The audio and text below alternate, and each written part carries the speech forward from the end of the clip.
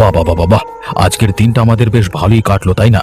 ওই হরিণের শিংগুলো বাজারে বেচতে পারলে অনেক টাকা পাওয়া যাবে। হ্যাঁ অবিনাশবাবু, আপনি ঠিকই বলেছেন। তবে আজকে হরিণগুলোকে মারতে বেশ কষ্ট হয়েছে। সে তো হবেই, কথায় আছে না, কষ্ট না করলে কি আর কেষ্টটা পাওয়া যায়? আচ্ছা খগেন, বলো তো, আমাদের কাছে মোট কটা হরিণের শিং, গন্ডারের শিং, হাতির দাঁত, বাঘের চামড়া স্টকে আছে? আনুমানিক হরিণের শিং 6টা, হাতির দাঁত 2টো, গন্ডারের শিং 2টো, বাঘের চামড়া 1টা, হরিণের চামড়া 3টে বোধ হয় হবে। মানে একবার আপনি একবার গুনিয়ে নিলে ভালো হবে আর কি। আমি কি গুনে নিশ্চিত করে দেবো এখন? বেশ বেশ, সবগুলো একবার গুনে আমাদের জানাও তো তাড়াতাড়ি। এক্ষুনি জানাচ্ছি মালিক। অবিনাশবাবু, এই সকল জিনিসগুলোর দাম কত হতে পারে আনুমানিক? কয়েক লক্ষ তো বটে, তবে যদি বিদেশি বাজারে বিক্রি করা যায় তাহলে তো কয়েক কোটি হতে পারে। ওরে বাবারে, শুনে আমার মাথা ঘোরা শুরু হয়েছে। কত টাকা! অবিশ্বাস্য। আরে কেন অবিশ্বাস্য? আরে বিদেশি বাজারে এই বন্য প্রাণীর হাড়, চামড়া, শিং, দাঁতের অনেক বেশি চাহিদা, বুঝলে? তাহলে তো আমাদের অনেক টাকার মালিক হতে কেউ আটকাতে পারবে না অবিনাশবাবু। আরে মালিক হয়েই তো বসে আছো, শুধু এসব মালগুলো ভালো বিদেশি গ্রাহককে বিক্রি করে দিতে পারলি ব্যাস।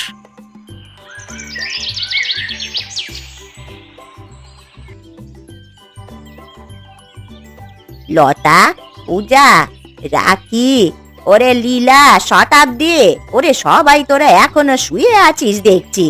আরে অনেক বেলা হলো, উঠে পড় তোরা।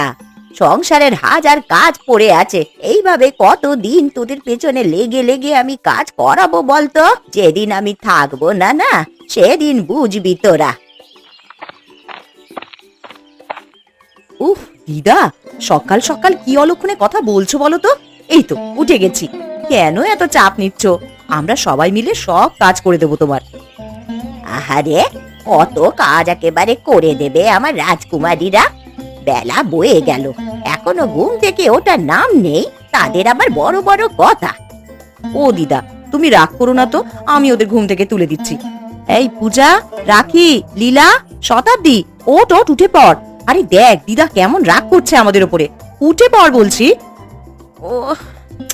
ও কি যে করিস না দিদি, আর একটু ঘুমাতে দে না রে। না লীলা, উঠে পড়। ওই দেখ দিদা কেমন রেগে আছে আমাদের উপরে। উঠছি বাবা, উঠছি। আর ভালো লাগে না দিদা, তুমি এমনি এমনি রাগ করো কেন বলো তো সাধারণ কথা নিয়ে? এটা সাধারণ কথা? বেলা হয়ে গেছে, এখনো ঘুম থেকে উঠিসনি তোরা। আমি তো সেই কখন থেকে ডেকেই যাচ্ছি। আরে কি হলো রে রাখি, শতাব্দী, বলি তোরা উঠবি না নাকি? এই তো দিদা উঠে গেছি। কেন সকাল সকালে তো চেঁচাচ্ছ বলো তো? আমিও উঠে গেছি দিদা, আর রাগ করো না। বাবা, বেশ ভালো, সকলে যখন উঠেই গেছো তাহলে এবার বাকি সংসারের কাজগুলো করে আমাকে একটু উদ্ধার করো। দিদা তুমি একদম চিন্তা করবে না, আমরা সবাই মিলে তোমার সমস্ত কাজ করে ফেলবো। তুমি এবার বিশ্রাম নাও তো। আমার আবার বিশ্রাম? বেঁচে থাকতে আমার আর বিশ্রাম নেওয়া হবে না রে। যেদিন মরবো সেই দিন থেকে আমি সম্পূর্ণ বিশ্রাম নিতে পারবো। দিদা তুমি এমন ভাবে কিন্তু কথা বলবে না বলছি। দিদা আবারও যদি তুমি মরার কথা বলেছো না, তাহলে কিন্তু আমরা তোমার আর কোনো কথা শুনবো না। আচ্ছা আচ্ছা, ঠিক আছে ঠিক আছে, তোমরা সবাই মুখ ধুয়ে বাকি কাজগুলো সেরে ফেলো, আমি একটু বাজারের দিকে যাব ভাবছি।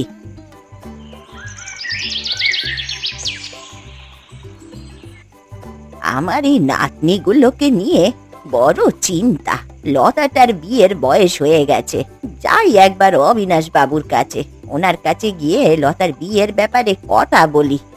ওনার চোখে যদি কোনো ভালো পাত্র থাকে তাহলে ওনাকে বলবো আমাকে জানাতে।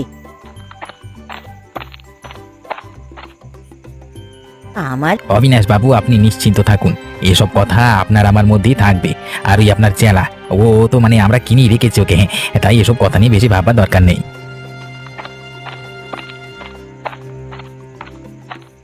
হবে না, তুমি গ্রামের মোড়ল, আর তুমি এই 2 নম্বরই ব্যবসা করে প্রশাসন আর সমাজকে ফাঁকি দিচ্ছ। আমি তোমাদের সমস্ত কথা শুনে ফেলেছি, আর তাই আমি এই সব কথা গ্রামবাসীদেরকে জানাবো।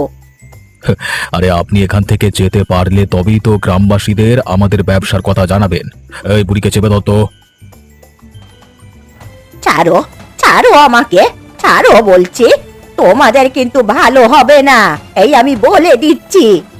কি ভালো কি খারাপ সেটা আমরা বুঝে নেব। আপনি আমাদের গোপন রহস্য জেনে গেছেন, তাই একটি মুহূর্ত আপনাকে আর জীবিত রাখা যাবে না। আহ, আহ, আহ, আহ, আহ।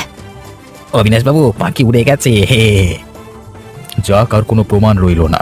এরপরও যদি কেউ আমাদের রাস্তার কাঁটা হয়ে দাঁড়ায়, তাকে এভাবেই আমরা সরিয়ে দেব।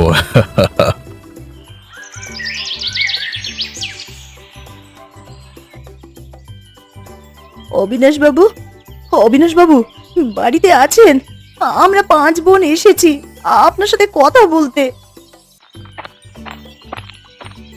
ও লতা, তুমি এসেছো?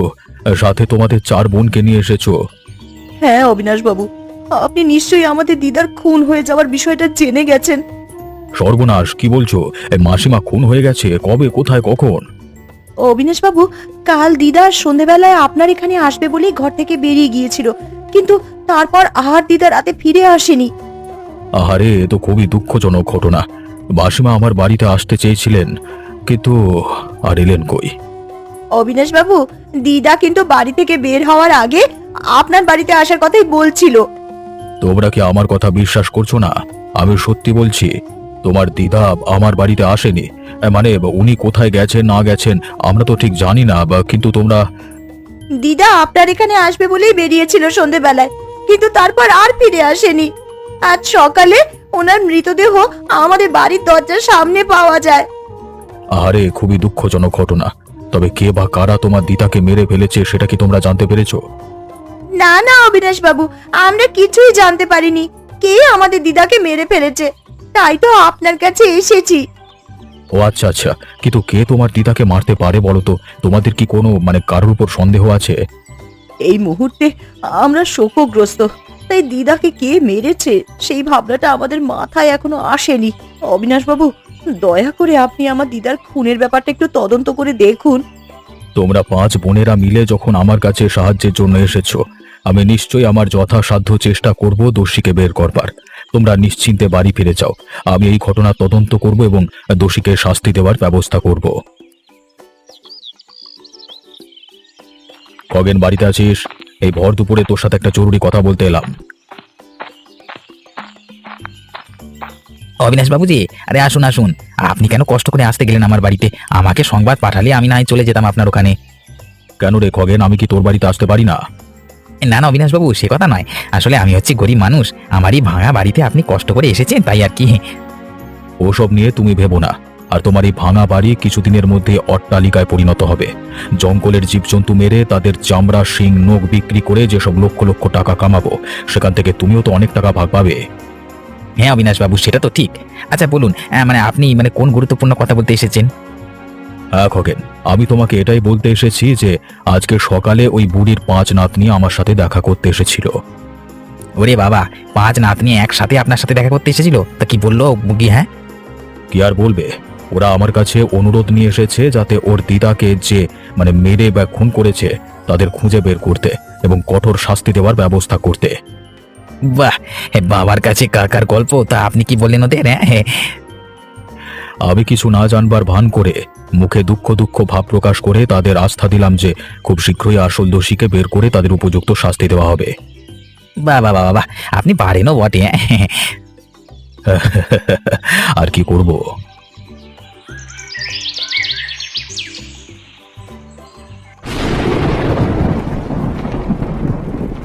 পূজা, রাখি, নীলা, শতাব্দী, তোমাদেরকে আমি একটা কথা বলবো বলে ভাবছি। হ্যাঁ বলো না, তুমি কি বলতে চাইছো আমাদের? হ্যাঁ বলো। আমি তোমাদের যে কথাটা বলতে চাইছি সেটা সবাই মনোযোগ দিয়ে শুনবে, কেমন? নিশ্চয়ই লতাদি, আমরা তোমার কথা অবশ্যই মনোযোগ দিয়ে শুনবো। বলো না, তুমি কি বলতে চাইছো?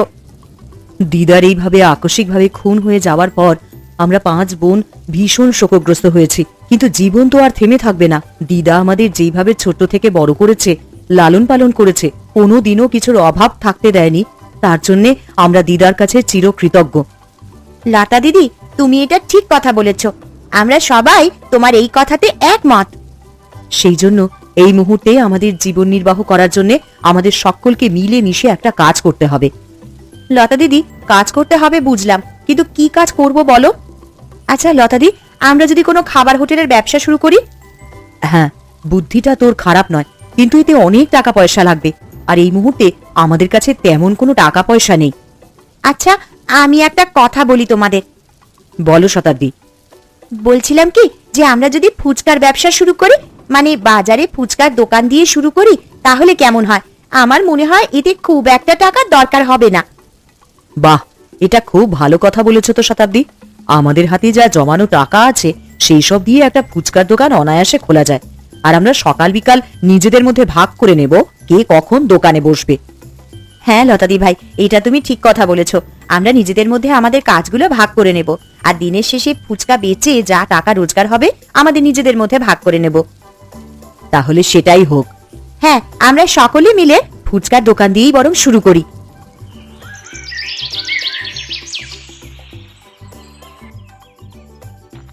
অবিনাশবাবু বাড়িতে আছেন? আমি খগেন আপনার কাছে এসেছি একটা খবর দিতে।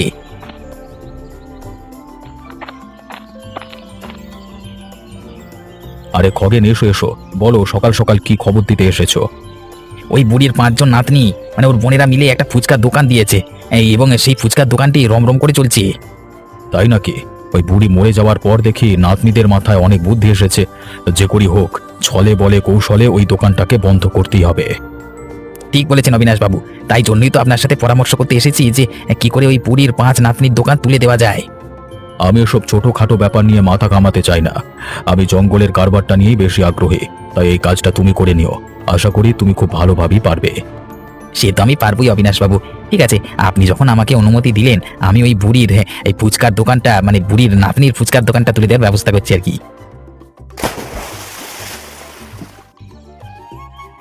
আরে লতা, তোমাদের ফুচকার দোকান কেমন চলছে? ভগবানের কৃপায় বেশ ভালোই চলছে আমাদের ফুচকার দোকান খগেনদা। তবে আমি শুনতে পেলাম তোমরা ফুচকাতে যে জলটি ব্যবহার করছো সেটা দূষিত। না না খগেনদা, কে বলেছে আপনাকে আমরা ফুচকাতে দূষিত জল ব্যবহার করছি? বাহ বাহ, এখন ফুচকার দোকান দিয়ে 2 পয়সা হাতে পেয়ে ধরাকে সরা জ্ঞান করেছো না? আপনার কোথাও যেন একটা ভুল হয়েছে। হ্যাঁ, আমি ঠিকই বলছি, নইলে সত্য কথা শুনবার পরে এভাবে আমার মুখে মুখে তর্ক করতে না। আমরা যদি দূষিত জল ফুচকাতে ব্যবহার করতাম, তাহলে গ্রামের লোকেরা এই বিষয় নিয়ে নিশ্চয়ই নালিশ করতো আমাদের কাছে। মোটেও না, আমি কিছুই ভুল করিনি। আমি যেটা দেখতে পেয়েছি সেটাই বলছি। আমি আজই গ্রামের মোড়ল এবং গ্রামবাসীকে বলবো এই যে তোমরা কিভাবে মানে বিষ জল মিশিয়ে ফুচকা বিক্রি করছো। দাঁড়াও।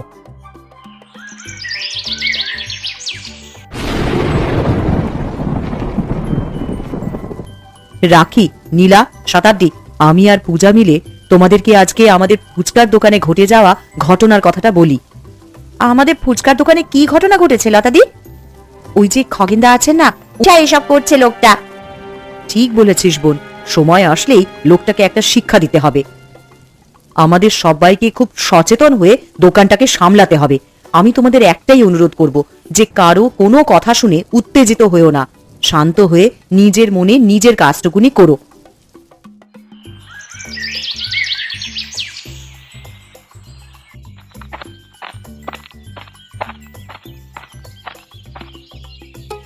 আরে অবিনাশবাবু, কোথায় যাচ্ছেন আপনি?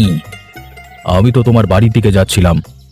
ও তাই নাকি? আপনি আমার বাড়িতে আসছিলেন? বেশ বেশ, কেন বলুন তো? আসলে আমাদের কালকে জঙ্গলে যাওয়ার পরিকল্পনাটা নিয়ে তোমার সাথে আলোচনা করবার জন্য বাড়িতে যাচ্ছিলাম। ও আচ্ছা আচ্ছা, বেশ বেশ, ভালোই হলো, তাহলে আপনার সাথে এখানেই দেখা হয়ে গেল। আমি আপনাকে কিছু বলবার জন্য উৎসুক হয়ে আছি। আচ্ছা, আগে তুমি বলো তুমি কি বলতে চাইছো।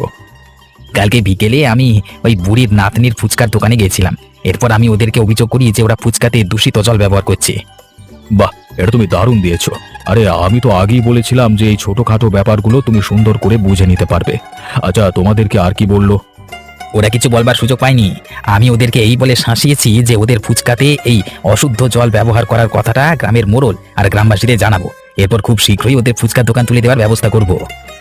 সাবাস খগেন, এটা তো মানতেই হয় যে তোমার মাথায় অনেক দুষ্ট বুদ্ধি।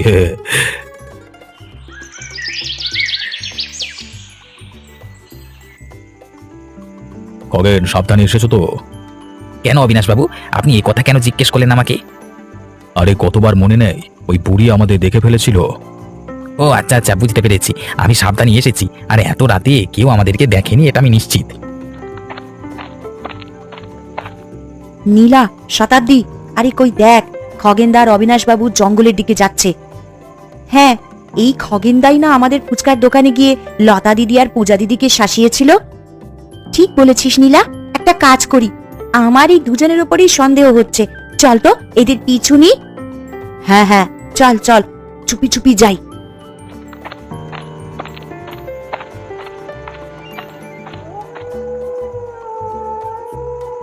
অবিনাশ বাবু, আজকেও আমাদের বেশ লাভ হলো বলুন। এক জোড়া হরিণের শিং, একটি হাতির দাঁত আর বাঘের ছাল পেলাম। ঠিক বলেছ খগেন, এভাবে যদি আমরা জঙ্গলের জন্তু জানোয়ারকে মেরে তাদের চামড়া, দাঁত, শিং বিদেশে বেচে দিতে থাকি, তাহলে কিছুদিনের মধ্যেই আমরা করোড়পতি হয়ে যাব। ঠিক বলেছেন অবিনাশ বাবু, আর কিছুদিনের মধ্যেই আমরা অনেক টাকার মালিক হয়ে যাব। হে আচ্ছা খগেন, আমার মনে কেমন যেন সন্দেহ করছে। তুমি সাবধানে এসেছো তো? কেউ তোমাকে বা আমাকে দেখে ফেলেনি তো? গতবার ওই বুড়ি, মানে যার 5 নাতনি আছে, সে আমাদের সব কথা শুনে ফেলেছিল। না না অবিনাশ বাবু, আপনি নিশ্চিন্তে থাকুন, আমাদের কেউ দেখেনি। আর ওই বুড়ির কথা বলছেন, তাকে তো আমরা মেরে ফেলেছিলাম গলা টিপে। আর যদিও বা কেউ দেখেনি, তার অবস্থা ঠিক হয়ে গেছে। রাখি, শতাব্দী, তোমরা শুনলে তো ওরা কি বলল? হ্যাঁ, ওরাই আমাদের দিদাকে মেরে ফেলেছে। নীলা, আমাদের দিদার খুনের প্রতিশোধ আমরা নেবই। এখনই চলো, সমস্ত ঘটনার যা আমরা শুনলাম আর দেখলাম সবকিছু লতা দি আর পূজা দিকে বলতে হবে। হ্যাঁ হ্যাঁ, ঠিক বলেছ, চলো চলো, এখনই চলো।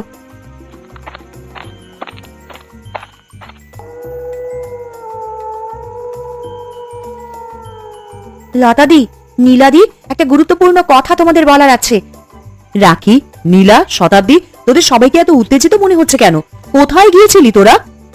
সব বলছি লতাদি, আগে রাখি কি বলছে সেটা শোনো। কি হয়েছে রে রাখি, এইভাবে এত অস্থির দেখাচ্ছে কেন তোদের?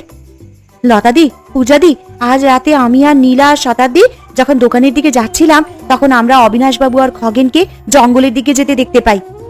অবিনাশবাবু আর খগেন জঙ্গলে গিয়ে কি করেছে? ওখানে তো অনেক জঙ্গলি জন্তু জানোয়ার থাকে, সেই জন্যই তো ওরা জঙ্গলে গেছে। জানো লতাদি, পূজাদি, খগেনদার অবিনাশবাবু জঙ্গলে জন্তু জানোয়ারদের মেরে তাদের চামড়া, দাঁত আর শিং এইগুলো বিদেশে বেচে অনেক টাকা রোজগার করে। শুধু তাই নয়, এই কথাটা আমাদের দিদাও জেনে গিয়েছিল, তাই দুজনে মিলে গলা টিপে আমাদের দিদাকে মেরে ফেলেছে। তোরা এসব কি বলছিস? আমি তো বিশ্বাসই করতে পারছি না, আমাদের দিদাকে অবিনাশবাবু আর খগেনদা মিলে মেরে ফেলেছে। হ্যাঁ লতাদি, আমরা নিজের কানে এই কথা শুনেছি। তাহলে আমরা এই সমস্ত ঘটনা পুলিশ আর গ্রামবাসীদেরকে জানাবো। জঙ্গলের প্রাণীদের হত্যা করা একটা দণ্ডনীয় কাজ, তাই অবিনাশবাবু আর খগেন কঠিন থেকে কঠিনতম শাস্তি পাবে।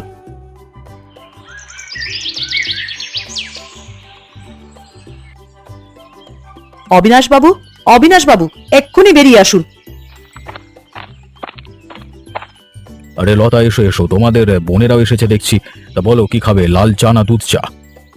অবিনাশবাবু, আমরা না তো আপনার এখানে চা খেতে এসেছি, না আপনার আদিক্ষেতা সহ্য করতে এসেছি। ওমা, সে কি, এত রেগে কথা বলছো কেন?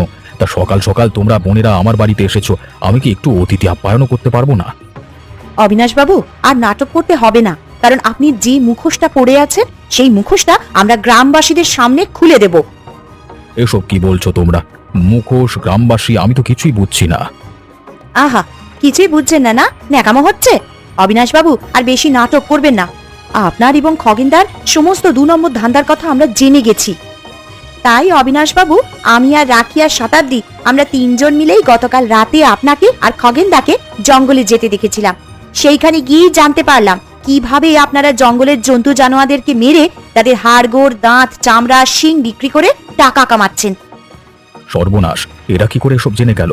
কালকে খগেনকে যখন বলেছিলাম, সে তো বলেছিল ও সাবধানে এসেছে এবং কেউ আমাদের দেখেনি। জঙ্গলে আসতে তাহলে মানে এরা কি করে জানলো?